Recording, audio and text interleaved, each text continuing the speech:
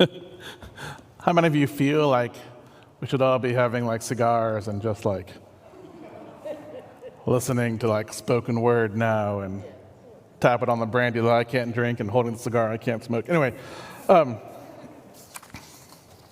welcome Pathways, welcome friends online. Which one is the camera I'm looking at? Is it this camera? Is it that camera?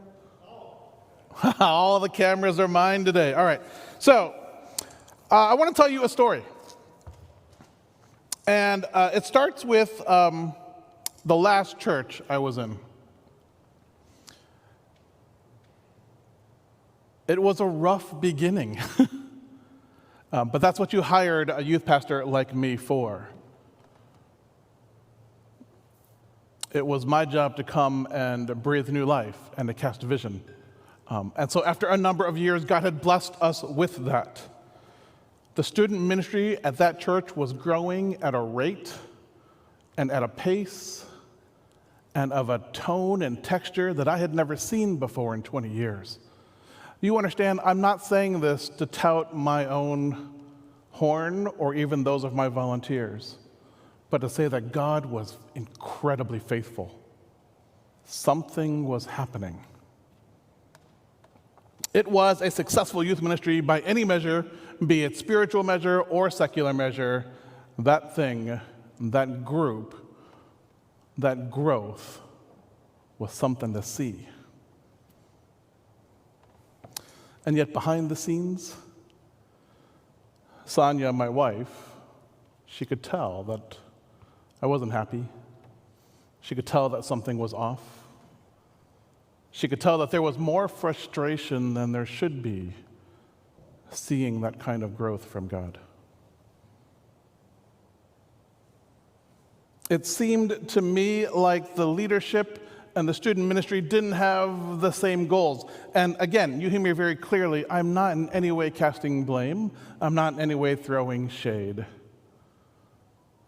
But the more the student ministry grew, the more the friction grew. And there were personality frictions, and something started to unravel behind the scenes. And so, one day, it just so happened that Pastor Eddie called my boss, and said, hey, Pathways is in our own youth pastor search, and we understand your youth pastor's been there for a while and understands multiculturalism and has been through a lot of searches before. Would you mind if we asked him to consult on the grounds that we promise not in any way to offer him anything? It is just going to be a free consultation. And my boss said, yeah, sure, borrow him. And so it just so happened that when I visited that search team, and in my mind I can see all the faces in that room, it just so happened that something clicked. And that was the most life-giving conversation I had had in a very long time.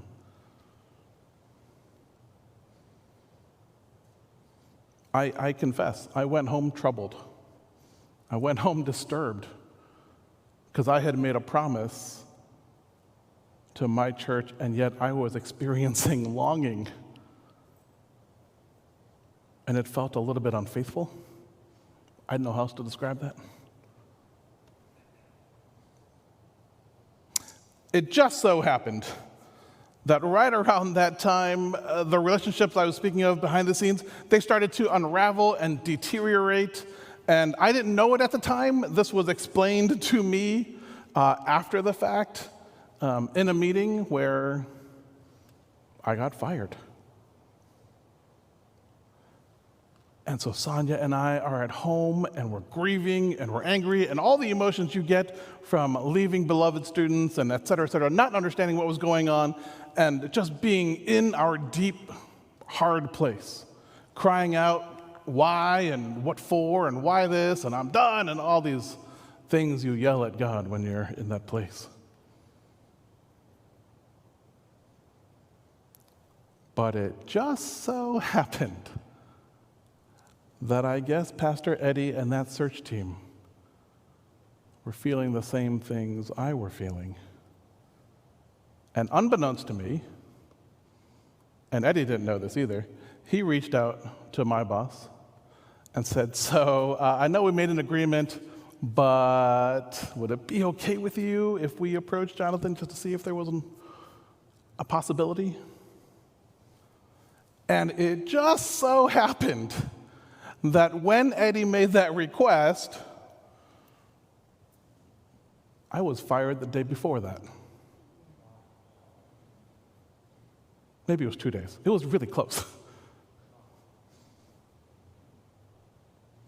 And then it just so happened that in those conversations with Pastor Eddie and that search team, and as Pathways, it just so happened that things started to click. It just happened that we matched up. It just happened that vision and mission and goals and strategies and personalities in this wonderful staff team that I had never known such love among a staff team. The churches I had been a part to, they were corporate structure, they were business, they were functional, high active teams. And this team sat together for lunch every day. I got rebuked several times by that one and by other people on the staff. They would peek their head in my office, Jonathan, it's time to eat. And we eat together.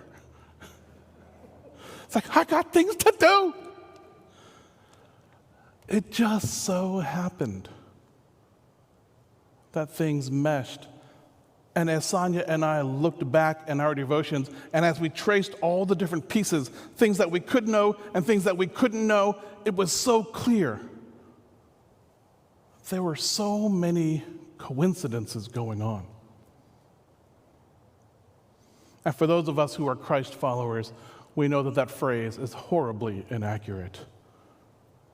That in God's vocabulary, the word coincidence doesn't exist. In those devotions, we could see God moving actively in real ways without us knowing to prepare us for benefit, huge benefit. I have never been as comfortable or as blessed on a church staff, among a church.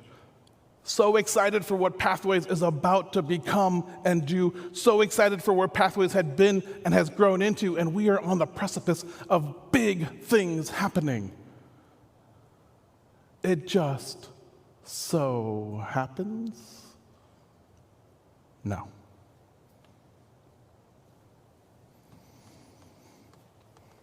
And that is a lot of what Deuteronomy 11 is about. Would you pray with me?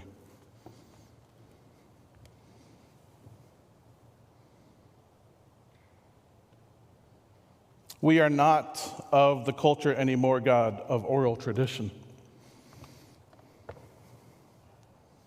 I have not sat at the feet of my elders and listened for hours to stories upon stories. I don't even know the names of the generations before my grandfather. I have to do one of those genetic tests to figure out who my ancestors were. I'm a poor student of history too, God. I went to seminary and I studied church history, and yet when I sit with Pastor Eddie and he rattles off all these dates and all these happenstance and all these people and all these, it's just like the man has sat in history and marveled at your movements in history, and I look forward to that richness, but I don't do it yet. We are a forgetful people, God. We are short-memoried.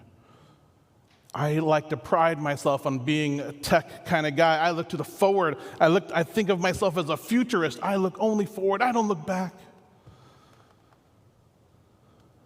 And I lose so much because I don't see your hand when I look back.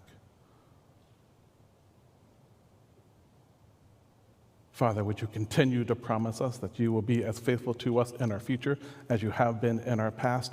And would you scream, yell, knock it upside my head that that is who you are and what you have been doing, and that you deserve my praise and worship.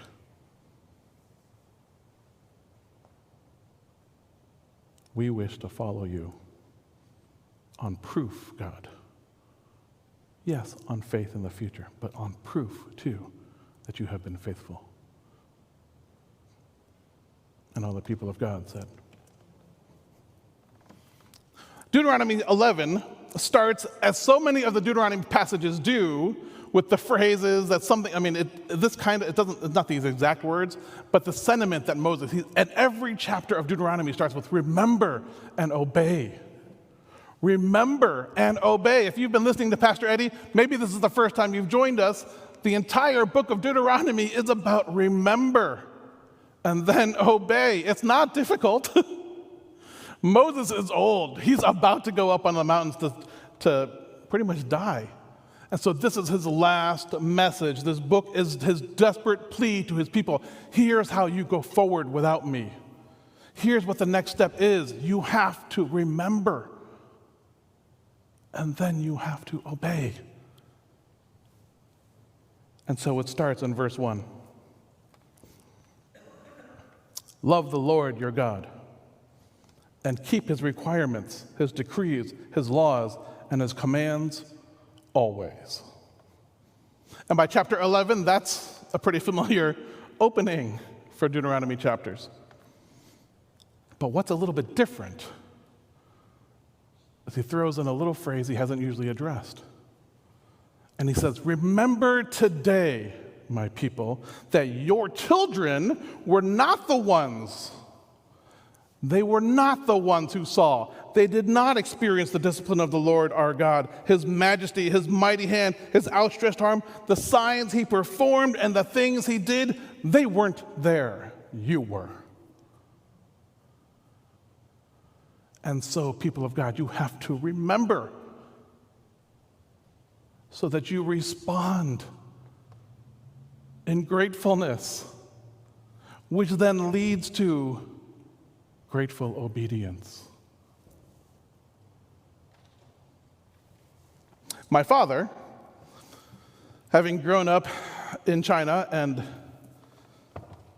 man, I wish I knew more about that. I don't even know where in China. I think I know the name of the city, but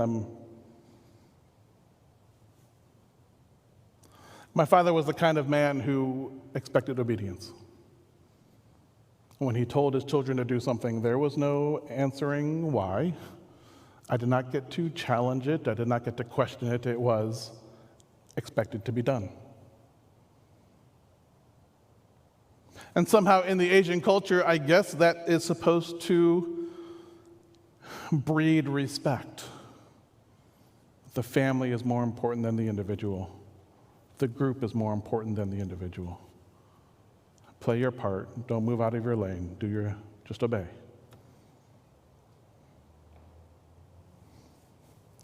And I fear that is somehow the message that we have inadvertently spoken to the generations today.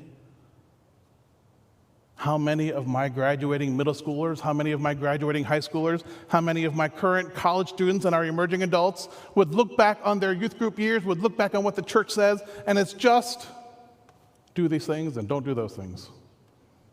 Just obey. Oh, and here's the pizza party too. Every once in a while we'll get a lock-in, have some pizza party, but don't do those things and do those things. And I know it's true because I've asked, and that's what my students have said. And I said, weren't you listening? We taught you so many other things. But for some reason, that's all they hear.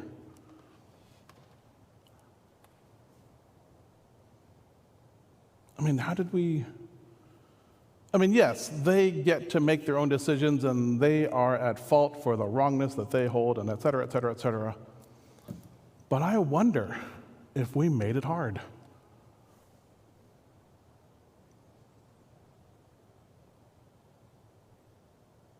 Let me ask you a question. If right now, if I asked you to tell a story from this past month only, if you had a young person sitting in front of you, could you tell them a story right now from the past month of God active in your life? Too many coincidences happening. Could you do it? If I asked us as a church, if we had a group of little ones sitting here, could we tell them a Pathways story from this month of how God is active in our church body, such that this is why we exist, because he's present. And we know he's present because this happened just this month. Look at the hand of God. That's not cool. I mean, there's no way that could have just magically happened by coincidence. There had to be something more. There had to be God there, and that's why we worship him. Could we do that? I'm not trying to make us feel bad, although as an Asian man, that's kind of my first default, and I apologize for that. I'm trying to say that these stories exist. Remember that movie, The Matrix? I wish that stupid thing weren't rated R. I don't know why. It's such a great movie for explaining the sovereignty of God. There's one reality you live on, and there's a whole other reality going on at the same time. And if you had but the key, if you had but the eyesight to see this other reality going on at the same time, you could live in both. God is present in our lives in ways where we can tell stories. I'm afraid that we're not remembering. And the only thing coming across is obey.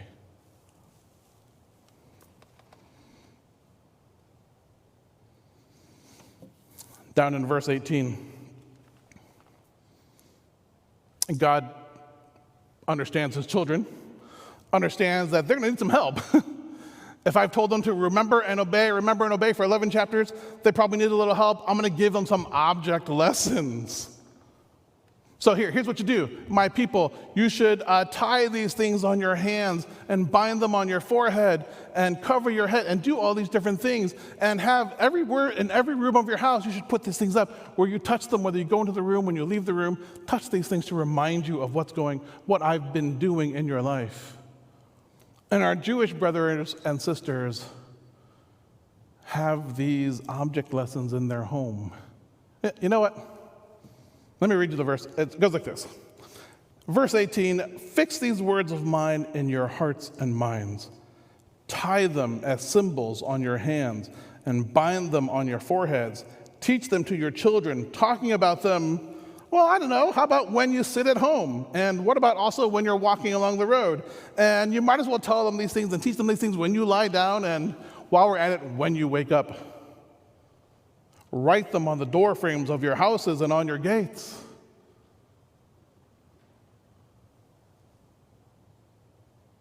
I found a little video to help us understand this, because we don't do this, but some of our Jewish brothers and sisters do, so.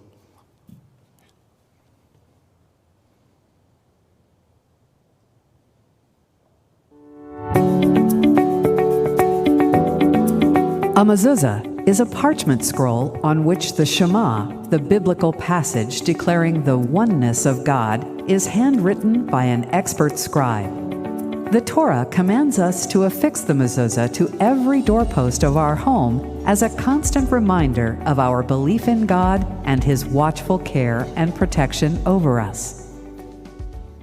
But why every door? Each room in our home has a specific purpose, houses certain activities, inspires particular moods or thoughts.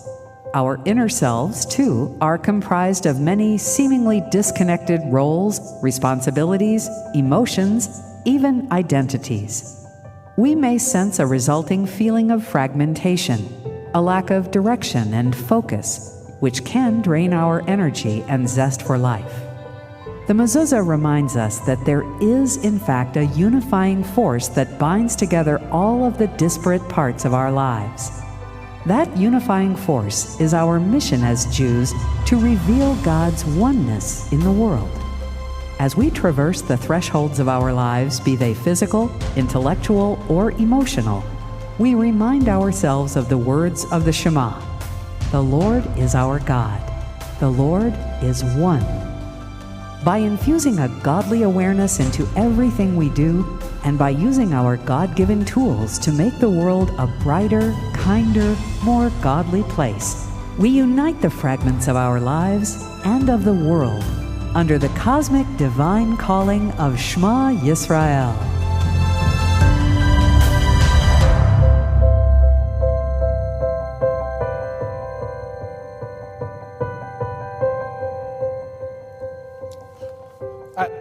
really hope that video is accurate. I'm not obviously Jewish, and so I found it online, and I hope it's accurate. And if you have more accurate knowledge about the Jewish culture, I can hear my friend Audrey just shaking her head at me. But the point of that was how frequently and how in so many ways they have built into their daily life remembering who God is and why they worship him. The obedience that comes from grateful response does not feel like obedience. Maybe there will come a day. Maybe there will come a day when I become so selfish and so self-centered that Sonia asks me to cook dinner that will feel like a chore beyond comprehension, and I'm not doing that for you, and make it yourself, but being married says I should submit myself, so I'm just going to do this. I'm going to grit my teeth, and I'm not going to put extra salt in it, and I hope not. I hope that for all of my days, my thoughts are filled with her, such that I anticipate and even cook a dinner for her just because. Honey, if you're watching this, I'm not promising that. I'm just saying it's a sermon illustration. It's just, it fits in the message, okay?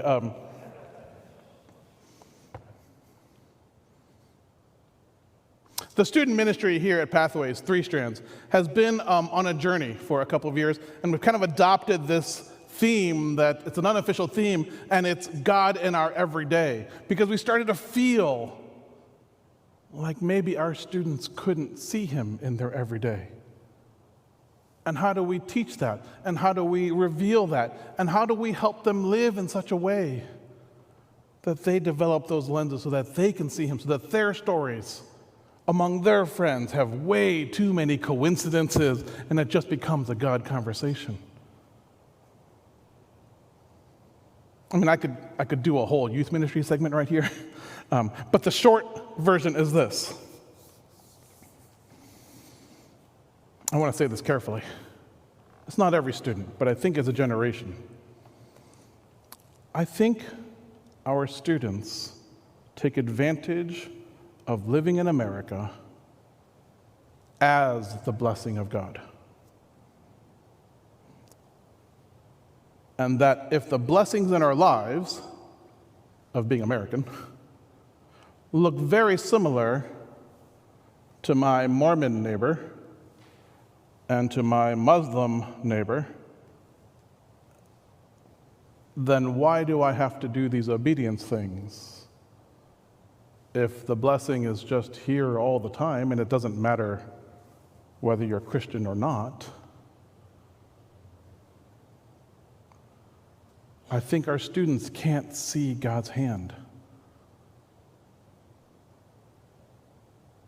I think the V team and I need to tell them more stories from our personal lives.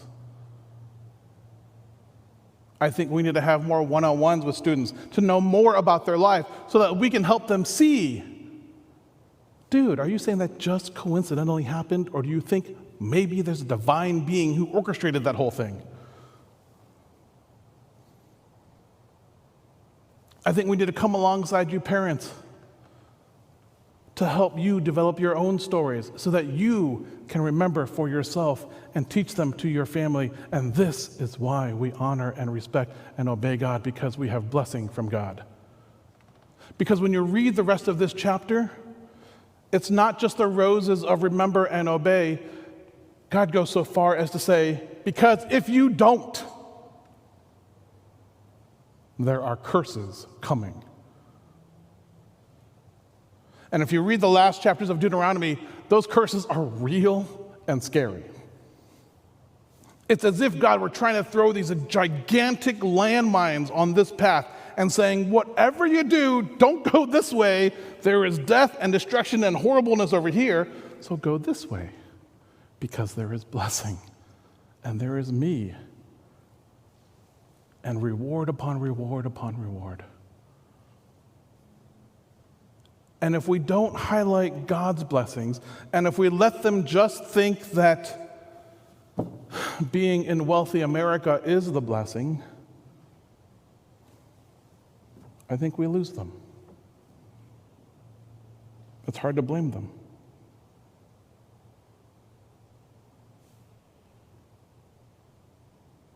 And so in this Easter season, this is what I hated as a single person. I hated messages that felt like they were directed at families. But this passage, remind you, is not to families. There's no word in here that says parents. When Moses is talking, he's talking to the entire nation. So if you are single or maybe you don't have kids, that still applies. Do you have someone younger than you in faith, maybe? Maybe someone who's not in the faith, with whom you are sharing your stories. Not in a weird way, like with a sign on the corner of the street, but as you share of your life. Are you working in these coincidences so that maybe the transition is, well, actually, I don't actually think it's a coincidence. I follow Jesus Christ.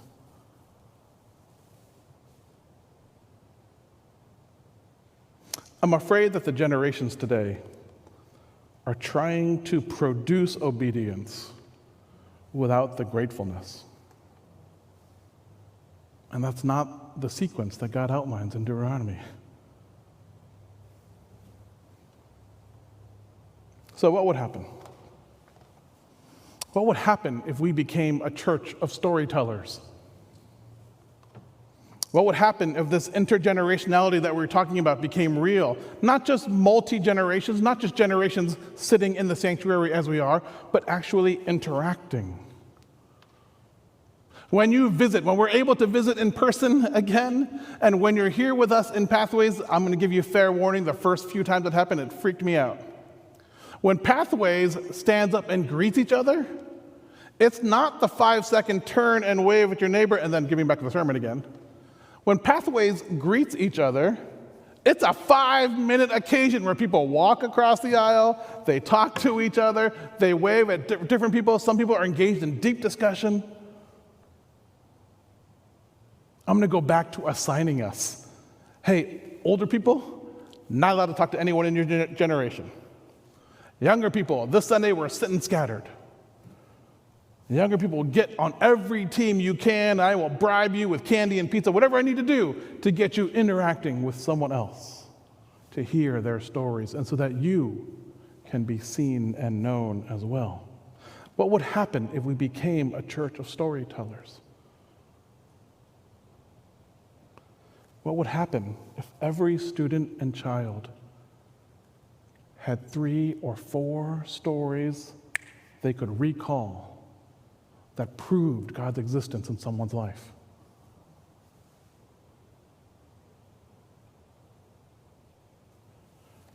What would happen if that generation became hungry and thirsty for their own stories? If they could see the richness of our lives and want that? It's as if I had, yell out some desserts. 10 seconds, yell out some desserts. What's your favorite dessert? Cheesecake, pumpkin pie, a donut, all these things. What if I had all these things right here and I was just eating them? And you had to sit there and you could not have any. Just watch me eat your cake and my donut. You might have some envy. In a good way, what if we were able to display that richness, that aliveness in our faith, and they were like, well, that looked pretty cool. I sure do want to live my life that way. What if we properly understood that God's past faithfulness dictates his future faithfulness, and that his past faithfulness is meager compared to his future faithfulness? What if we understood that he was asking us into bigger things What if we took on more challenges? What if we strove to become even more beneficial to our neighbors, to our community? And things got big. We had to call in other organizations and other people, and we had to call in friends to help because the challenge was just too big, because if God doesn't show up, really bad things are going to happen.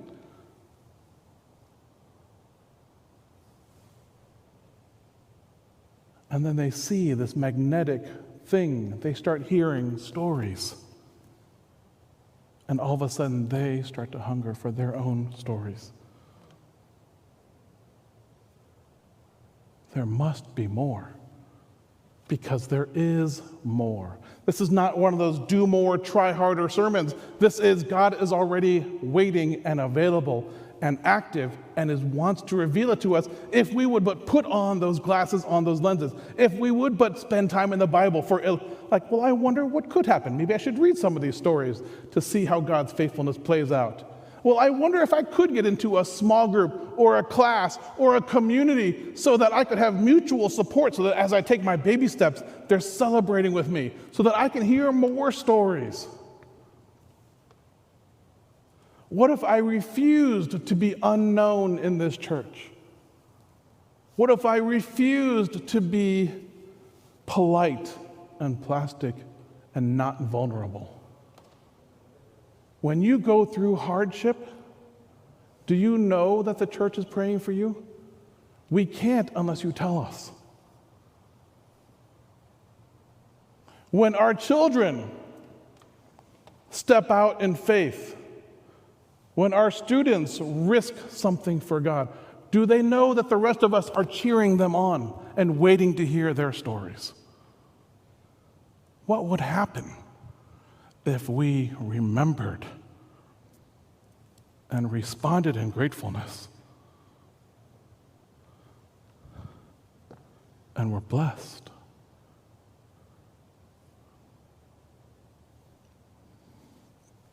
Heavenly Father,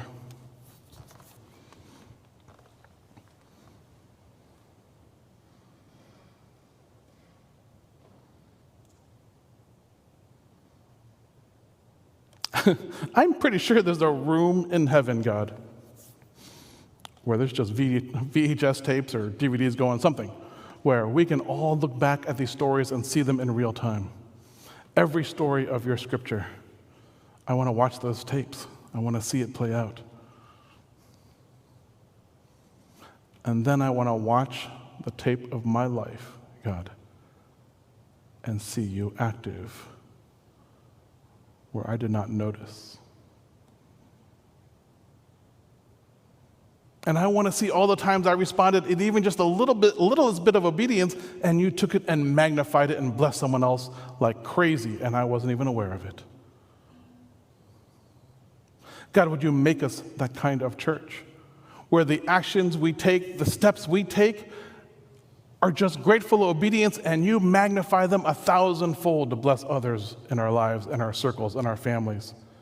Father, would you make us a church that teaches the generations and the next generations of your stories in our lives? Would you give us that sight beyond sight to see your hand move? Would you give us that small smile of secret proof, God, when someone says the word coincidence, and that small smile I'll give says, God, I know that's you. There's no such thing.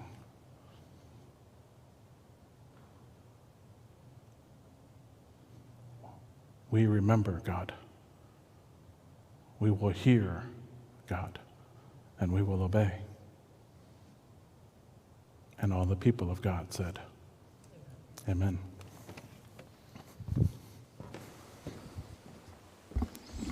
Stories are important, and our story is important. And as we close out this month, we haven't been able to be together for 5 weeks now, 6 weeks almost, but we want to close today remembering our story as a nation, and especially in this celebration of Black History Month, to listen to the song, Lift Every Voice and Sing. It is a hymn written as a poem by James Weldon Johnson, in 1900 and then was set to music by his brother, J. Rosamond Johnson, for the anniversary of Abraham Lincoln's birthday in 1905. Let's listen together. This will be our benediction and our closing, but please, let's listen.